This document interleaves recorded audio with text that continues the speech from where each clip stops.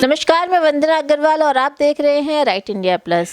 जिस तरह से चुनाव का वक्त नज़दीक आता जा रहा है, एक महासंग्राम सा देखने को मिल रहा है। इसी कड़ी में आज हम मौजूद हैं बदरपुर के हरिनगर 97S वार्ड में और हमारे साथ बने हुए हैं प्रवीण सूर्यभान पांडे जी, जो कि जिला उपाध्यक्ष युवा मोर्चा से हैं। तो जिस तरह से एमसीडी के चुनावों पर आरोप प्रत्यारोप की राजनीति चल रही है, तो इसी सिलसिले को लेकर आज हम इनसे बातचीत करेंगे। सर, सबसे पहले स्वागत है राइट इंडिया प्लस। बहुत बहुत धन्यवाद, आपका भी स्वागत है, बहुत हार्दिक अभिनंदन आपका जी। सर, केजरीवाल जी की जो नई आबकारी नीति है, जिसमें हर वार्ड में 3 ठेके खोले जा रहे हैं, तो इसको लेकर बीजेपी बहुत शोर मचा रही है। तो मैं आपसे थोड़ा कहूँगा कि ये 3 ठेके नहीं बल्कि ज़्यादा ही हैं। 3 ठेके का खाली एक सर्कुलर दिया गया कि 3 ठेके खुलेंगे, और जो पहले खुले हुए हैं उनका क्या है। तो उनका मुख्य उद्देश्य ये है कि सारे जितने भी वार्ड हैं उसमें कम से कम वो 6 से 7 ठेके, वार्डों के अंदर 6 से 7 ठेके खोल रहे हैं। और वहाँ पे जो व्यवस्था की गई है कि आप आइए, शराब जैसे वहाँ पे आपको बताया जाएगा, बाकायदे मेनू कार्ड होगा और वहाँ पे लड़कियों की सर्विस होगी। एक तरह से बार जो होता है, बार सिस्टम करने की कोशिश की गई। जो विदेशों में जो प्रथा है वो प्रथा यहाँ पे लाने का प्रयास किया गया है, जो मैं यही कहूँगा कि ये भारतीय संस्कृति के अनुरूप नहीं है। ये कहीं पे भी भारतीय संस्कृति को उसका साथ नहीं देता है। ये आप विदेशी कल्चर यहाँ पे लेके आ रहे हो, उसका परिणाम ये होगा कि जो यहाँ की महिलाएं हैं, जो संस्कारी बहुएं होती हैं, बेचारी घरों के अंदर रहती हैं, अपना दिनचर्या करती हैं, शाम को साग सब्जी खरीदने के लिए मार्केट जाती हैं, अपने रोज़मर्रा की चीज़ें खरीदने के लिए जाती हैं। तो जब रास्तों में वो शराब के ठेके पड़ेंगे और वहाँ पे शराबी खड़े मिलेंगे और जगह जगह ताने कसे जाएंगे, औरतों को भद्दा मजाक किया जाएगा, भद्दी टिप्पणियाँ की जाएगी, तो वो बड़ा ही शर्मनाक होगा। तो ये केजरीवाल जी इस चीज़ की कल्पना अभी नहीं कर रहे हैं। इसकी कल्पना जो होगी वो भविष्य इतना खतरनाक होगा, जिसकी कल्पना हम सब अभी तो सुनने में भी बड़ा अटपटा लग रहा है, लेकिन जब ये इस वास्तविक रूप ले लेगा तो ये बड़ा ही भयावह दृश्य होगा। ये केजरीवाल सरकार के लिए बड़ा ही खतरनाक साबित होने वाला है। ये देख लेना, ये ठेके ये सरकार को लेके डूब जाएंगे। ये मैं मानता हूँ कि ये ठेके जो है ये इनकी अंतिम कड़ी होगी। सर, जिस तरह से आप बता रहे हैं, जो शराब के ठेके हैं वो एक बार के रूप में खोले जा रहे हैं, तो बार के जो उनका खाना पीना होता है वो बार के अंदर होता है, तो बाहर किस तरह की कमेंटिंग होगी? कमेंटिंग क्या मैम, जैसे नॉर्मली आदमी क्या होता है कि जो ठेके जनरली खोले जाते हैं वो कमर्शियल एरियाज़ में खोले जाते हैं, और वो कमर्शियल एरियाज़ ऐसे होते हैं कि वहाँ पे औरतें ना के बराबर ही जाती हैं, क्योंकि रात के समय वहाँ पे कोई, और जो भी आदमी जो शराब का सेवन करता है वो अपना शराब लेके या तो चुपचाप वो घर चला जाता है और वहाँ से वो अपना जो भी मदिरापान करता है। लेकिन जब ऐसी व्यवस्था हो जाएगी और लड़कियाँ उनको सर्व करेंगी, आपके पास इंटरनेट की व्यवस्था यानी कि नेट की व्यवस्था ऐसी सिस्टम किया जा रहा है, डेवलप किया जा रहा है कि उनके पास मैसेज आएगा, जो कस्टमर्स हैं उनके पास प्रॉपर मैसेज आएगा कि आज शराब का रेट ये है, और उसके साथ जो चीज़ें वहाँ पे उपलब्ध होंगी वो सारा एक सब मेनू कार्ड आपको और आपके फ़ोन पे वो प्रोवाइड कर दिया जाएगा। तो जब वहाँ पे व्यक्ति जाएगा और सारा एंटरटेनमेंट वो अपना वहीं कर लेगा, तो जब बाहर निकलेगा तो क्या करेगा वो, जब समाज के ऊपर ही तो भाई बोझारोपण होगा, उसका सारा बोझ समाज के ऊपर ही पड़ेगा। जो टिप्पणी होगी वो क्यों नहीं होगी एक महिला के ऊपर, और उसका जो परिवार अभी जिसने शराब के दर्शन नहीं किए हैं, जैसे भाई मेरा भी बेटा है, उसने आज तक कभी ठेका नहीं देखा है, और अभी यहाँ दुर्गा मंदिर के पास कोई ठेका खोल दे तो वो बेटा जो नहीं जानता है वो भी जान जाएगा कि भाई शराब क्या चीज़ होती है, अल्कोहल क्या चीज़ होती है। आज वो देख रहा है, कल को उसको महसूस करने की कोशिश करेगा, और अगर एक बार महसूस कर लिया तो उसके बाद तो आप भी समझ सकती हैं कि परिवार का सत्यानाश होना ही होना है। सर, एमसीडी में केजरीवाल, इस तरह के पोस्टर पूरी दिल्ली में नज़र आ रहे हैं, सोशल मीडिया पे भी काफ़ी वायरल हो रहे हैं, तो क्या कहेंगे इस बारे में? केजरीवाल जी अभी 5 राज्यों के अंदर वो चुनाव अपनी कमर तोड़ उन्होंने मेहनत करी, और यहाँ पे दिल्ली में भी केजरीवाल के नारे लग रहे हैं। हर जगह मैं देख रहा हूँ कि भाई दिल्ली में भी केजरीवाल। तो ये पोस्टरों का तो यहाँ पे यानी कि खजाना है उनके पास। दिल्ली का पैसा गया कहाँ? पोस्टरों में तो गया, विज्ञापनों में गया। अभी इतना बड़ा पेंडेमिक आया था और इन्होंने कहा कि भाई हमारी जो मोहल्ला क्लिनिक है उसने बहुत ज़्यादा सपोर्ट किया पेंडेमिक में, और ये चिकित्सालय काम आए। आप खुद सोचिए ना, एक कोरोना जैसी खतरनाक बीमारी जो महामारी पूरे विश्व को खा गई, उसको ये मोहल्ला क्लिनिक रोक पाएगी? और जो दिल्ली का जो बजट है, उस दिल्ली के बजट में आप कहाँ डेवलपमेंट, आपको कहाँ दिखाई पड़ रही है डेवलपमेंट? एक डेवलपमेंट मुझे बता दो कि हाँ ये केजरीवाल ने किया है, कि ये काम, ये विकास का काम, स्कूल वहीं का वहीं है। अगर मेरा घर है, मेरा ये घर है, इस घर के ऊपर मैं सफ़ेदी करा देता हूँ तो ये घर क्या मेरा नहीं रह जाएगा? भाई सार्वजनिक, आप जो कहते हो कि मैंने स्कूल के अंदर एजुकेशन डेवलप कर दी, आपने एजुकेशन डेवलपमेंट नहीं किया है। बच्चे वही हैं, टीचर वही हैं, खाली आपने बिल्डिंग पे क्या किया, रंग रोगन करवा के उसको थोड़ा चमक धमक करा के, बाकी एजुकेशन सिस्टम में आप में कोई चेंजेस नहीं आया है। आज भी बच्चों का वही हाल है जो पहले 10 साल पहले हुआ करता था, और आगे भी वही हाल होगा। जो 10 साल जो बच्चे तुम्हारी सरकार के जाने के बाद देखना कितना पछताएंगे बच्चे। तुम यानी कि इंस्ट्रक्शन देते हो बच्चों को, टीचर्स को इंस्ट्रक्शन मिलती हैं कि भाई सरकारी स्कूल का बच्चा फेल नहीं होना चाहिए, उसका रिजल्ट टॉप जाना चाहिए। तो ये पैसा जो अगर सही मायने में अगर करना चाहते तो आपकी नीयत सही होती तो स्कूल सही में खुलते, अस्पताल जो एज इट इज़ बने पड़े हैं, जो बने थे उसमें नया अस्पताल कोई नहीं जुड़ा है। आप सड़कों का हाल देख लीजिए, जहाँ पे सारा पैसा उठा के इन्होंने लगा दिया एडवर्टीज़मेंट में। आधा पैसा लगाया 5 राज्यों के विधानसभा चुनाव है, और बाकी जो पैसा बचा है, क्योंकि एमसीडी में इनको अपनी नाक बचानी है। दिल्ली में तो ये आ जाते हैं विधानसभा में, क्योंकि इनके पास एक जुमला हो गया है कि फ्री का पानी, फ्री की बिजली। ठीक है, मैं समझता हूँ कि एक गरीब तबके को इन्होंने यानी कि पकड़ लिया कि भाई मेरे साथ, वो उनकी नब्ज़ पकड़ लिया कि ये गरीब तबका है। लेकिन गरीबी के चक्कर में, फ्री के चक्कर में दिल्ली तो ख़त्म हो गई। दिल्ली में और भी तो लोग रहते हैं। दिल्ली में कौन नहीं रहता है? किस तबके का लोग नहीं रहता है? कहाँ के लोग नहीं रहते? दिल्ली एक हब है। दिल्ली पूरे भारत का एक केंद्र बिंदु है, जहाँ पे प्रत्येक राज्य से यहाँ पे नागरिक आके अपना जीवन यापन कर रहा है। ये इन्होंने बीच में एक बार कहा था कि कोई लोग, खासतौर पे पूर्वांचल लोगों पे कमेंट किया था कि बाहर से लोग आते हैं और इलाज करा के चले जाते हैं मुफ्त में। अरे भैया, कौन सा मुफ्त में इलाज हो रहा है मुझे बताओ। तुमने नरेंद्र मोदी जी द्वारा जितनी कल्याणकारी योजनाएँ हैं वो आपने रोक के रखी हुई हैं, दिल्ली में एक भी लागू नहीं होने देते।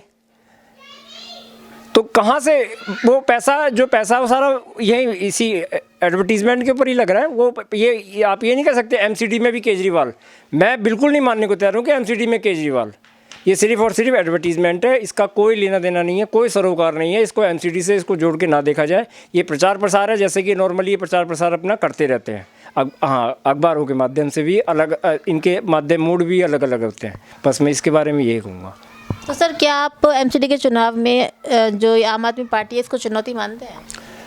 चुनौती देखिए, व्यक्ति विशेष चुनौती होता है। पार्टी का वजन तो होता है, लेकिन व्यक्ति विशेष चुनौती होता है। एमसीडी में पहले ना तो पहले भी आम आदमी पार्टी वजन चुनौती के रूप में थी, और ना मैं इसको अभी भी मैं चुनौती के रूप में देखता हूँ। क्योंकि ये कोई,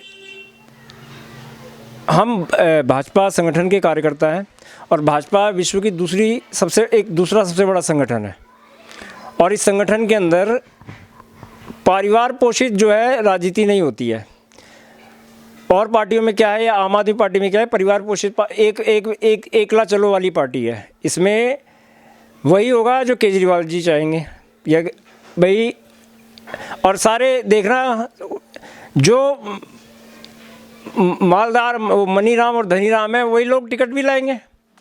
तो एक व्यक्ति का चेहरा भी होता है, जो क्षेत्र में काम करेगा व्यक्ति, उसी को तो वही देखेगा कि भाई ये काम कर रहा है हमारे लिए, समाज में ये काम कर रहा है, तो अल्टीमेटली है। लेकिन ये चुनौती के रूप में नहीं है। ये बिल्कुल भी, अगर आप ये कहें कि आम आदमी पार्टी भाजपा के लिए बहुत बड़ी चुनौती बनने वाली है, तो ऐसा कुछ भी नहीं है।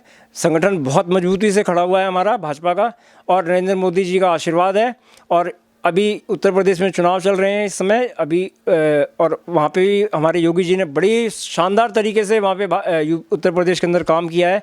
उसका सारा प्रभाव जो है वो यहाँ पे दिल्ली के अंदर देखना सब पड़ेगा। और यहाँ पे जो जितनी भी योजनाएं हैं एमसीडी की जो है, या दिल्ली विधानसभा अगर मौका मिलता है दिल्ली विधानसभा के अंदर वो सारी योजनाओं को, मोदी जी की योजनाओं को लागू किया जाएगा। तो चुनौती के रूप में हम इसको नहीं देखते हैं, हम इसको सिर्फ ये देखते हैं कि हाँ सामने वाला प्रत्याशी है, हाँ वो खड़ा हुआ है, ठीक है, अच्छी बात है भाई, तुम्हारा अधिकार है, भारतीय संविधान के अंदर सबको मौलिक अधिकार दिया हुआ है। तो सिर्फ अधिकार के नाते, बाकी चुनौती वगैरह कुछ नहीं है, ऐसा कुछ नहीं है। सर, हरिनगर वार्ड की बात करें तो हरिनगर वार्ड के जो बीजेपी के पार्षद हैं, उनके प्रति वार्ड के लोगों में काफ़ी आक्रोश देखने को मिल रहा है और सफाई व्यवस्था भी ध्वस्त है, तो क्या कहेंगे? देखिए, संगठन ने उनको सम्मान दिया था, उनको टिकट दिया था, और सबका अपनी एक कार्यशैली होती है। और मैं ये नहीं कह रहा हूँ कि उन्होंने काम गलत किया या सही किया, उन्होंने अपने विवेक से काम किया है, और विवेक से सबको खुश कर पाना बहुत मुश्किल है। अभी आप ही हैं, आप मेरा इंटरव्यू ले रही हैं, हो सकता है मैं सबको ना खुश कर पाऊँ अपने इंटरव्यू से कि भाई मेरी बात वहाँ तक ना पहुँचे जहाँ तक पहुँचनी चाहिए, या उन लोगों तक ना पहुँचे जहाँ तक पहुँचनी चाहिए। तो ऐसा ये जो धारणा बनाई गई है, गलत धारणा बनाई गई है, ऐसा नहीं है। सबको खुश करना बहुत मुश्किल है, सबकी सोच भी अलग होती है, सब कौन किस नज़रिए से किसको देखता है ये कह पाना बिल्कुल ही संभव नहीं है। तो सबका अपना अपना नज़रिया होता है, इसमें कोई किसी का गलत नहीं है। जिसकी क्षमता होती है वो उतना अपना कार्य करता है। अगर मैं कहूँ कि चींटी से कहूँ पहाड़ उठाने के लिए, तो ये असंभव है, लेकिन चींटी अपना जो काम है वो चींटी कर सकती है।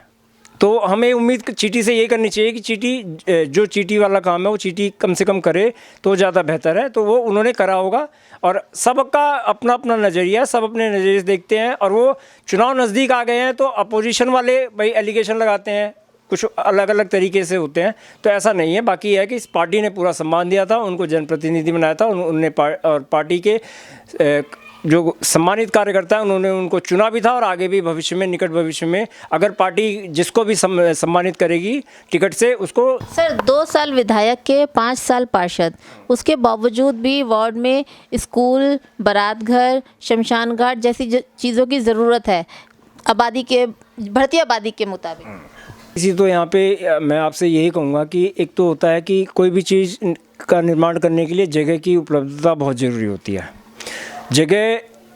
आप बदरपुर विधानसभा के अंदर देख सकते हैं कि जगह की जो सीमा है वो सीमित है। इस स्थिति में हमारे यहाँ इस वार्ड के अंदर एक एमसीडी क्लिनिक खुली हुई है, दिल्ली नगर निगम की एक डिस्पेंसरी खुली हुई है। तो जो छोटी स्तर की बीमारियों का इलाज तो हम यहीं करवा लेते हैं, लेकिन एक बड़े अस्पताल की जिसकी मांग हम बहुत पहले से कर रहे हैं बदरपुर के अंदर, यही नहीं कि हमारे विधायक हैं तो ही मांग हो रही है, नहीं, इससे पहले भी मांग होती रही है। क्योंकि ये बहुत ही एक ज्वलंत मुद्दा है एक किसी भी क्षेत्र के लिए, कि वहाँ अगर अस्पताल होता है, इतनी बड़ी आबादी, और एक सिर्फ वार्ड की बात नहीं है, मैं पूरे विधानसभा की बात कर रहा हूँ कि ये मांग तब भी हुई जब आम आदमी पार्टी के विधायक रहे हैं, ये मांग तब भी हुई जब कांग्रेस के विधायक रहे हैं, ये मांग तब भी हुई है जब यहाँ निर्दलीय विधायक रहे हैं। तो ऐसा नहीं है कि, और इसके लिए हमारे श्री रामवीर सिंह बिदूड़ी जी प्रयासरत हैं, और देखना एक दिन एक अच्छा सा सुंदर सा अस्पताल इस बदरपुर विधानसभा को जरूर देंगे, ऐसा मेरा मानना है। सर, मोदी के नाम पर चूहे बिल्ली भी पार्षद बन गए, ऐसा ये बयान आया है आम आदमी पार्टी के नेता का, तो इस बयान पे आप क्या कहेंगे? देखिए, चूहे बिल्ली तो ये तो जानवरों की बात है। अगर चूहे बिल्ली हैं तो हमारे मोदी जी शेर हैं। तो अगर बात जंगल की होगी तो भाई चूहे बिल्ली पार्षद बन गए तो हमारे मोदी जी को तो शेर माना जाएगा। तो मोदी जी हमारे शेर हैं। तो अगर जैसा उनका अगर मानना है कि भाई हमारे पार्षद जो हैं चूहे बिल्ली थे, तो हमारे शेर ने टिकट दिया, जिसको टिकट दिया वो पार्षद बन गया, बात खत्म। लगातार भ्रष्टाचार के आरोप लगने के बावजूद भी क्या बीजेपी का झंडा फहरा पाएंगे? देखिए, ये आरोप प्रत्यारोप ये सिर्फ चुनाव के समय आता है। इससे पहले 4 साल पहले भी आरोप लग जाना चाहिए था। जब आदमी जनप्रतिनिधि बन के आता है उसके 1 साल से ही आरोप लगना शुरू हो जाता है। लेकिन मैं यही कहूँगा कि एमसीडी में ये चुनाव के समय में आरोप लग रहे हैं। इससे पहले कोई ऐसा आरोप नहीं था कि भाई बहुत भयंकर भ्रष्टाचार हुआ है, फलाना भ्रष्टाचार हुआ है, कि ऐसा लूट खसोट हुई है। और ये अनुशासित पार्टी है भैया, ये कोई हमारे केंद्र, जो हमारी केंद्र में सरकार चल रही है, आज विपक्षियों के पास एक मुद्दा नहीं है भ्रष्टाचार का कि वो उसमें उठ के कोई बहस कर सके। तो जब केंद्र से लेकर और एमसीडी तक इतने छोटे स्तर पे क्या भ्रष्टाचार होगा? जब कोई बड़े स्तर पे कोई भ्रष्टाचार नहीं है तो छोटे स्तर पे तो मैं कल्पना भी नहीं कर सकता। तो भ्रष्टाचार की ये निराधार बातें हैं, ये सब चुनावी मुद्दे हैं। जब कोई कुछ बचेगा ही नहीं तो भ्रष्टाचार तो एक आरोप लगाना है आपको। आपने मेरा इंटरव्यू आप गलत हुआ तो मैं कह दूंगा आपने इंटरव्यू ही सही नहीं लिया। तो मैं तो आरोप लगाना तो 2 मिनट का खेल है। तो आरोप लगाने वाले क्या, जो अपोजिशन होगा वो आरोप लगाएगा। जो बैठा अपोजिशन में जो बैठा वो किस लिए बैठा? आरोप लगाने के लिए बैठा है। अगर उसके पास कोई और चीज़ नहीं है तो सिर्फ भ्रष्टाचार। अरे एक बात बताओ, कुछ होना भी तो चाहिए भ्रष्टाचार के लिए। निगम में क्या मिलता है भ्रष्टाचार के लिए? निगम का जो फंड है वो कितना मिलता है, उसमें क्या भ्रष्टाचार हो सकता है? निगम में तो कोई तनख्वाह भी नहीं है। विधायक की तो चलो मैं मानता हूँ, चलो विधायक को तनख्वाह मिलती है, लेकिन निगम में तो निगम पार्षद को 1 रुपया भी नहीं मिलता है। तो निगम में क्या भ्रष्टाचार कोई करेगा? इस वीडियो को लाइक करें, हमारे चैनल को सब्सक्राइब कर बेल आइकन जरूर प्रेस करें। हमारी न्यू